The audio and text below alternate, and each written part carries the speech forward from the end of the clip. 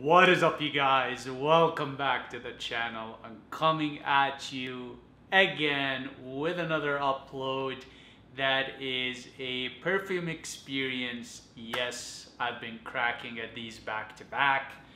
Still raining quite a bit and I'm spending a lot of time indoors. I guess we're not getting summer this year around and we're still in spring weather. I digress.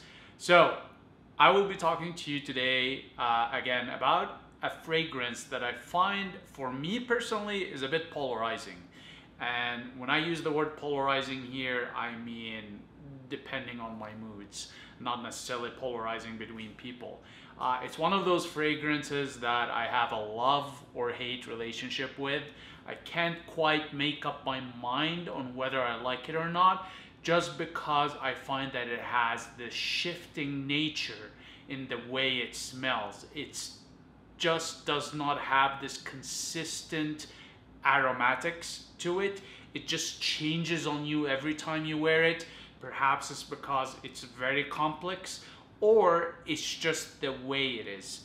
Either way, without further ado, today's scent is Roja Parfum de la Nuit 3, or otherwise known as the Exorcist. And to start off, I'm just gonna show you what the bottle looks like. So again, just because of the way my camera is, I'm gonna zoom in and hopefully this is captured well. So this is what we're looking at bottle wise for the front. From the side, profile, behind, the other side where you're gonna see Roja Parfums written all around, the bottom, and the top. And also, just to emphasize again, at the front is that Roja Parfum 3 cap, plaque, I mean, not cap.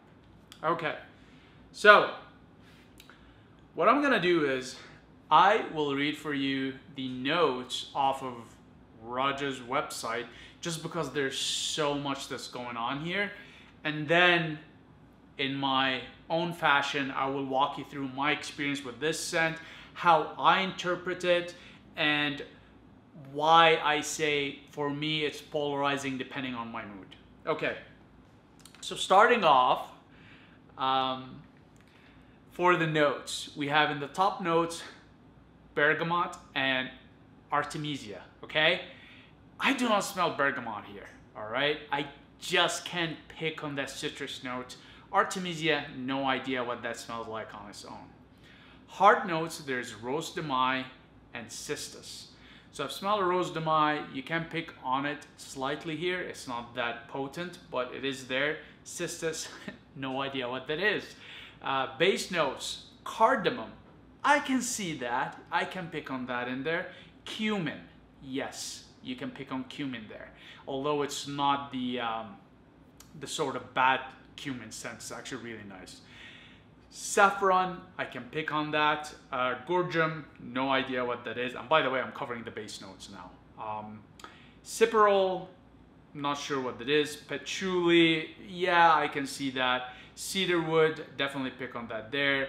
Guaiac wood, I can pick on that a bit. And guaiac wood is just another way of saying oud, but I guess there are different grades, different species. So guaiac wood is one of the ways that references oud. Juniper, I can see that. Amyris, not really sure what that is. Sandalwood, I can see that in there. Benzoin, yes. Frankincense, I can pick on that. Styrax, yes, I can pick on that. And the only reason I can say that is because I have zoologist Styrax at a sample, and I recognize elements of that here. And this is how I can recognize it. Labdanum, I can recognize that, yes. Leather, absolutely. Ambergris, I mean, sure, we'll say it's there. And you gotta realize something about notes, by the way. Even though there's a breakdown of top notes, heart notes, and base notes, the way the notes are organized is the same way as ingredients on a food label. So whatever the ingredients are spelled out, the order in which they're spelled out references the quantity of them. So let's say for the base notes, we started off with cardamom as the first ingredient and ambergris as the last. That means that the most you will get in terms of an ingredient in this perfume within the base note is cardamom, and the least amount for an ingredient or a scent or a note will happen to be the ambergris. So just something to keep in mind. It works the same way it works for food labeling. So anything that's highlighted first tends to be, you know, the most available within the composition, and anything that's labeled last tend to be the least in terms of composition. So something to pay attention to, just because, you know, if your perfume has a certain ingredient that you think is fancy, it's not just that it exists there, it's how much of it is there. So that's something to be careful about. Also, generally speaking, for precious ingredients like ambergris, for example, you'll find that most perfumes cover them in the base note. And that's because it's used to, you know, enhance the perfume rather than it being the main note. One, it would significantly increase the price of your perfume.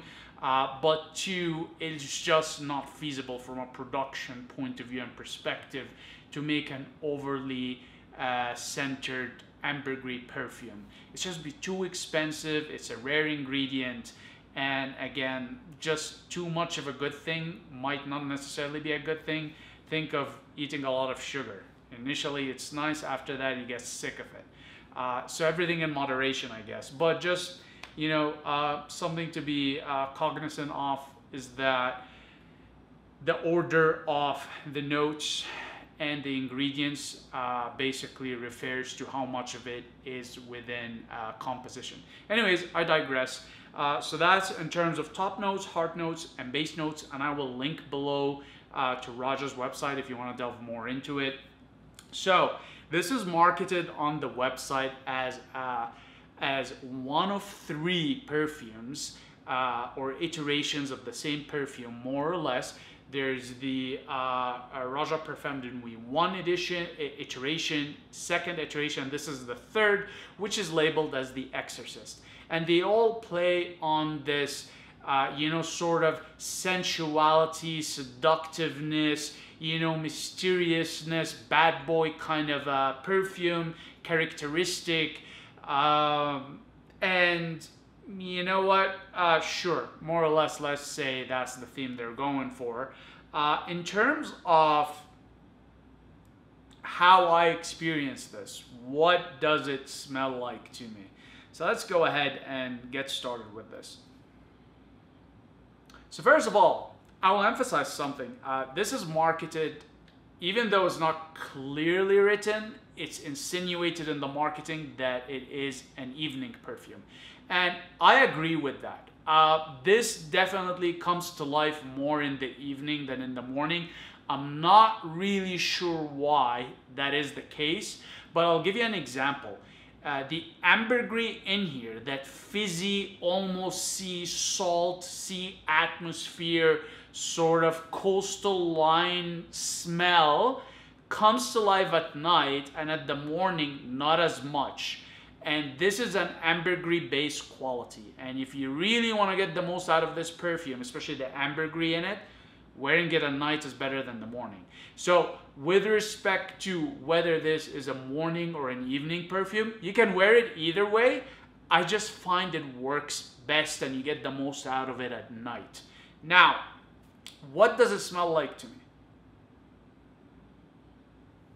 It smells confusing. And here's why. Because this changes so much every time I put it on. It just gives a different scent. However, I'll tell you what I've experienced with it so far.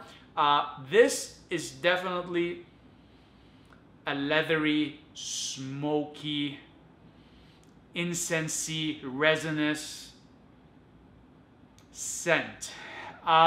With a bit of powder in there, if that makes any sense. I'm going to explain that a bit later, why.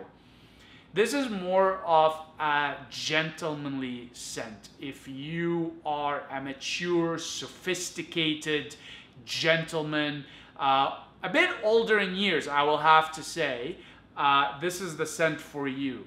The reason for that is that this is just a mature scent. You have to have this air of composure and refinement to you to pull this off. I don't recommend this on casual. This is a dress up, suit, fine linens sort of perfume. You wouldn't be doing it justice if you're wearing it casually. You need to dress up, really dress up for this.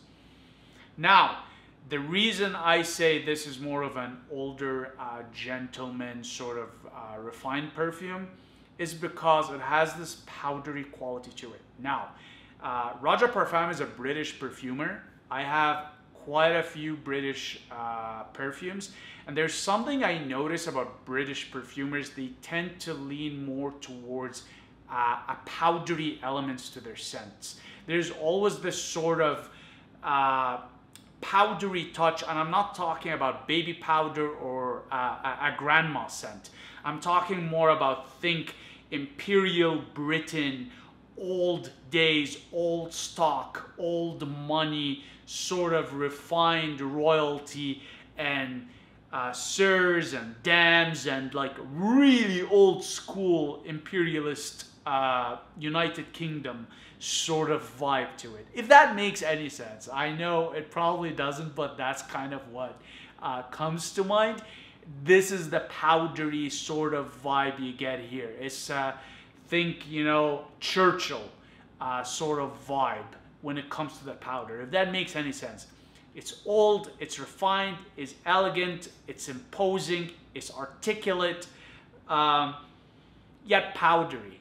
But again, to emphasize, not baby powder, not, you know, your grandma perfume scent. It's just, it's a composed, again, refined, powdery scent. And I find that tends to be the case with a lot of British perfumers. They tend to have powder leaning nose in a lot of their compositions. So you get a lot of that here. The thing that pops the most out for me in this is the leather, the resins, so the different frankincense, labdanum, styrax. Well, styrax is not a resin, but the gaiac wood, the cedar wood. So more sort of the leather, woody, resinous notes in here is what really pops to me the most. And you know what? It's evening, so I don't mind popping some of this here.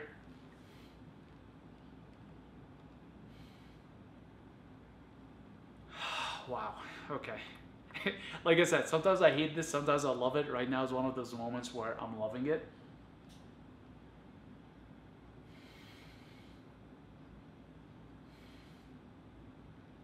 See, I get a lot of the leather, and surprisingly, I've said earlier I don't smell bergamot in it, but now I can smell it. There's definitely this citrus quality coming across.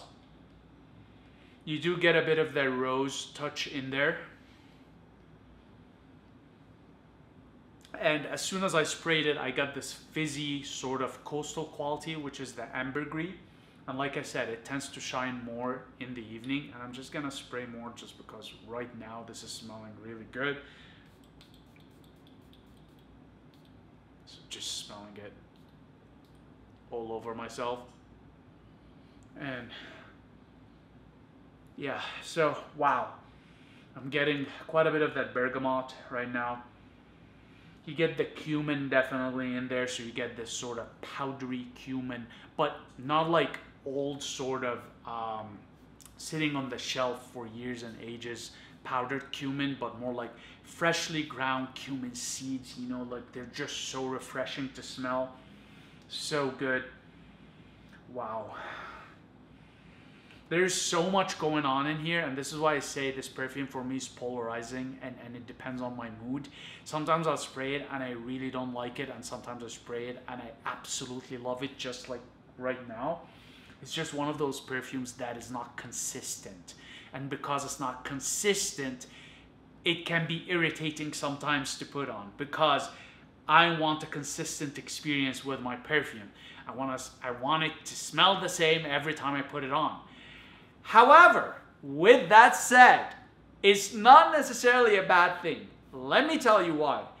For the amount of money you pay for this, which is in excess of £900 for the 100 ml, and that's British pounds, your money actually goes a long way with this. And here's why. You're most likely, from a perfume experience and a nose experience, getting multiple sensory, sensual, nose-based experiences with this. And the reason for that is that every time you spray it and you smell something different in it, it's like putting on a new perfume. Now, even though I said before that it not being consistent is annoying, it's also a good thing, because with each spray you are getting a different experience. And who doesn't want that? You're going out there and buying new perfumes anyway to experience a new scent, but you have one scent that does that for the same amount of money you've already spent. So depending on your perspective and how you frame things, this could be bad or good. Again, for me, it really depends on my mood. It could be either a good thing or a bad thing. If I'm looking for a consistent experience and it changes on me, then it's bad. But if I'm looking for something different, something exotic, something I know that's gonna change and shift on me, something that's mysterious as the perfume is marketed, something that's, you know, is gonna keep me guessing, this is the perfume, this is what you need in your collection. If you don't have this, go and get it. However, be mindful that if you're a younger guy, you most likely won't appreciate this. You need to be a more older guy who's been around perfume for a bit, who appreciates refinement, who appreciates good quality ingredients that are more mature. I've seen videos online where they'll do, you know, like girl smelling scents, and a lot of them say, oh, it smells like grandpa, or I don't like it. There's a reason for that. They're not the target market, okay? The target market for this, think of, you know, you're an established businessman, or you are some sort of royalty, or you're a mature man that wears scents for yourself and you don't care about other people's opinion. You're wearing it for your enjoyment. You can appreciate the more complex notes here that for a younger palate, the appreciation or the maturity or the experience isn't there yet to really enjoy this. But with that said, wow,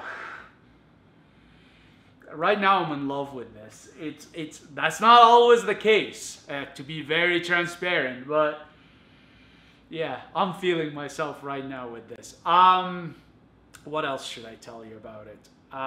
Yeah, so think more in terms of overall experience, refined, mature gentleman.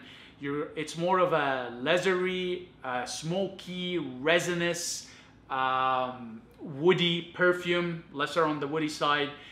In terms of performance, so in terms of projection, unfortunately with this, even though it's a perfume, projection isn't that great. I have to spray a lot of this to be able to smell it on me. Again, this has more to do with my skin chemistry that eats up perfumes, generally speaking. But with this one, I'm just gonna say, you know, in terms of projection, once it goes on my skin, it becomes a skin scent. You need to really get close to it to be able to smell it. So I need to spray a lot of this. In terms of sillage, again, I don't find, from my own experience, the sillage on this is that great unless you're spraying 5 to 10 sprays, just because, again, I find this is a bit too light for my skin, and I need more of it in order to get the same effect. Now, something really interesting, which I haven't picked on before, is that I think the rose in here mixed with whatever else It's giving a bit of that soapy quality. I'm not really sure why I'm picking up on that soapy note, but think of like natural rose soap. If you've never smelled that before, it's amazing. It's quite an amazing scent. Yeah, like I said, I'm always picking on something new with this perfume. It's not one of those that, and I've had this now for years, and I'm still trying to figure it out. Granted, I haven't used a lot of it, just because I like to wear it on suits and in special occasions. But it's one of those that will take you some time to figure out, unless you're wearing it every day obsessively, which I don't. But in terms of should you get this, if you fit the profile description I've provided earlier of a person that would enjoy this, yes, jump on it. It's expensive, it's pricey, but it's worth it. There isn't anything out there really that's like this, so you're gonna have something that's really unique. And like I said earlier, even though you're paying a lot for it up front, just because of the nature of the perfume and how it changes on you, you're getting more for your buck than just one perfume. You're getting multiple perfume experiences in one bottle, and if that's something you appreciate, then by all means go for it. But overall, great perfume from Roja. Been thoroughly enjoying it over the years now. And yeah, great presentations too. I believe this is a crystal bottle. I'm not 100% certain, so don't quote me on that, but it's beautiful presentation, very elegant. And I would have showed you the box, except that I threw it out. I know, it wasn't a really good move, but just earlier on when I started getting into niche and artisanals, I just didn't really care for the boxes that much. But it was a really nice box with lacquered black shiny wood box, and on the inside it had velvety material, nice fabric where the bottle sat. It was a really great presentation, but hey, you live and you learn. Anyways, so Roja Parfum de la Nuit 3, the Exorcist. Get on it. If you don't have it, you won't regret it. Great perfume experience. I do believe they have a smaller 9ml edition that you can also buy just to experience this before jumping into a greater bottle. I recommend doing that. If you can experience a perfume before blind buying it as a sampler, do that. You'll save a lot of money. I can tell you that from experience. But yeah, I'm just gonna cap it here. Roja Parfum 3, The Exorcist. Get on it, get your nose on it, try it, enjoy it. And yeah, that's pretty much it for me today for this upload. Hope you guys liked this one, and very grateful for the new subscribers joining. Welcome to the channel.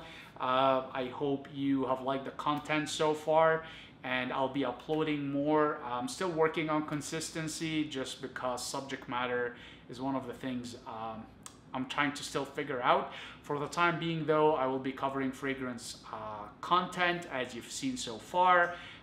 Anyways, I digress. Thank you for tuning in. Thank you for giving me your time and your attention. And I'll see you in the next one. Cheers.